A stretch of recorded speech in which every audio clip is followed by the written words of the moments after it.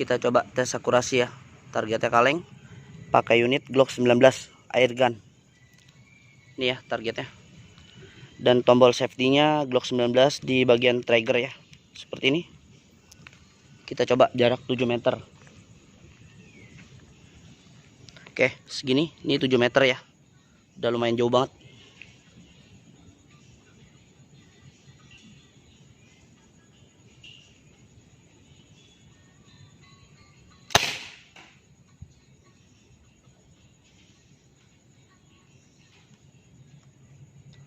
Shoot kedua.